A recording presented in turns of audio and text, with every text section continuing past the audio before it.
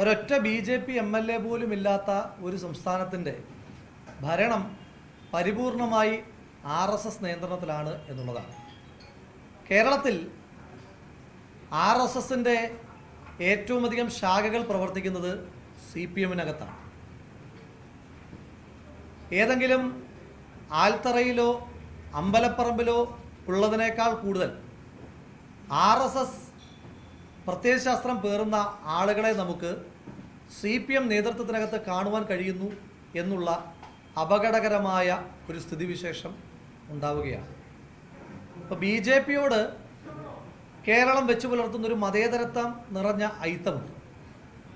ആ ഐത്തം CPM-നോടുകൂടി പ്രതിഫലിപ്പിക്കേണ്ട ഒരവസ്ഥയിലൂടെയാണ് നമ്മുടെ സംസ്ഥാനം മുന്നോട്ട് പോയിക്കൊണ്ടിരിക്കുന്നത്.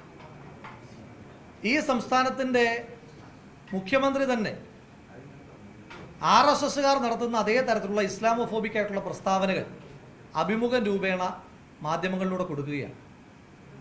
ഏറ്റവും ഒടുവിൽ ഉദാഹരണം എടുത്താൽ, പിന്നീട് ഒരുപാട് വിവാദമുണ്ടായപ്പോൾ മുഖ്യമന്ത്രി എന്തോ തിരുത്തൽ വരുത്തിയെന്ന് ഒഴിച്ചാൽ ദ ഹിന്ദു പോലെ രാജ്യത്ത് വലിയ പ്രചരണമുള്ളൊരു മാധ്യമത്തിനകത്ത് അങ്ങേയറ്റം ഇസ്ലാമോഫോബിക് ആയിട്ടുള്ളൊരു പ്രസ്താവന മുഖ്യമന്ത്രിയുടേതായി വരികയാണ്.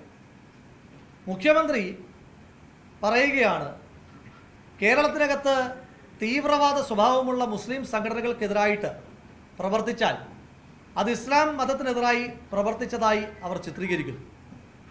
അതിനുദാഹരണമായി അദ്ദേഹം ഉദാഹരിക്കുന്നത് സംഘപരിവാറുകാർ ദുഷ്ടലാക്കോടുകൂടി നിരന്തരമായി വേട്ടയാടുന്ന മലപ്പുറം ജില്ലയാണ്.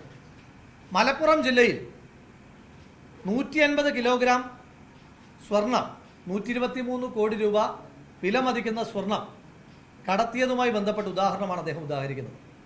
കേരളത്തിൻ്റെ മുഖ്യമന്ത്രി ആധികാരികമായി പറയുമ്പോൾ അദ്ദേഹം വ്യക്തമാക്കണം, കേരളത്തിൽ തീവ്രവാദ സ്വഭാവമുള്ള ആ മുസ്ലിം സംഘടന ഏതാണ്, അത്തരത്തിൽ എത്ര കേസുകളാണ് സംസ്ഥാനത്തിനകത്ത് രജിസ്റ്റർ ചെയ്യപ്പെട്ടിട്ടുള്ളത്, തീവ്രവാദ സ്വഭാവമുള്ള മുസ്ലിം സംഘടനകളിൽ പ്രവർത്തിച്ച എത്ര ആളുകളെ സംസ്ഥാന സർക്കാർ 8 വർഷത്തിനിടയിൽ പിടിച്ചിട്ടുണ്ട്, അതിൽ ആരെ പിടിച്ചപ്പോഴാണ് അത് ഇസ്ലാമിനെതിരായിട്ടുള്ള ഒരു പോരാട്ടമായി ചിത്രീകരിക്കപ്പെട്ടത്. ഇത്രയും കാര്യങ്ങൾ മുഖ്യമന്ത്രി വ്യക്തത വരുത്തണ്ടേ? അതല്ല സ്വർണ്ണക്കടത്താണ് മുഖ്യമന്ത്രിയുടെ പ്രധാനപ്പെട്ട കൺസേൺ എങ്കിൽ, കേരളത്തിനകത്ത് ഏറ്റവും പ്രമാദമായ സ്വർണ്ണക്കടത്ത് കേസ്, ആ കേസിനകത്ത് 100-ലധികം ദിവസം ജയിലിൽ കിടന്ന മുഖ്യമന്ത്രിയുടെ പഴയ പ്രിൻസിപ്പൽ സെക്രട്ടറി ശിവശങ്കരൻ മലപ്പുറം ജില്ലക്കാരനാണ്. മുഖ്യമന്ത്രിയുടെ സുഹൃത്തായ ശ്രീമതി സ്വപ്ന സുരേഷ് ഡിപ്ലോമാറ്റിക് ചാനലിലൂടെ, വേറെ ആരും അങ്ങനെ ഒരു സ്വർണ്ണക്കടത്ത് നടത്തിയതായിട്ട് നമ്മൾ കേട്ടിട്ടില്ല, ഡിപ്ലോമാറ്റിക് ചാനലിലൂടെ സ്വർണ്ണക്കടത്ത് നടത്തിയ മുഖ്യമന്ത്രിയുടെ അടുത്ത സുഹൃത്തായ ശ്രീമതി സ്വപ്ന സുരേഷ് മലപ്പുറം ജില്ലക്കാരിയാണ്. അപ്പോൾ ഒരു ജില്ലയെ, ഒരു മതത്തെ വളരെ ബോധപൂർവമായി ആക്രമിക്കാനുള്ള സംഘപരിവാർ അജണ്ടയുടെ ഭാഗമായി മുഖ്യമന്ത്രി കേരളത്തിലെ സംഘപരിവാർ പ്രസ്ഥാനങ്ങളെ പ്രീതിപ്പെടുത്തുവാൻ വേണ്ടിയിട്ട് പ്രവർത്തിച്ചുകൊണ്ടിരിക്കുകയാണ്. അതോടൊപ്പം തന്നെ തൃശ്ശൂർ പൂരം പോലെ മലയാളിയുടെ ഏറ്റവും പ്രധാനപ്പെട്ട ഒരു സാംസ്കാരിക മഹോത്സവത്തെ കളങ്കപ്പെടുത്തിക്കൊണ്ട് BJPക്ക് സീറ്റ് കൊടുക്കുവാൻ, BJPക്ക് ഒരു സീറ്റ് ജയിക്കുവാൻ ഉള്ള പശ്ചാത്തലം മുഖ്യമന്ത്രി ഒരുക്കിയിരിക്കുകയാണ്.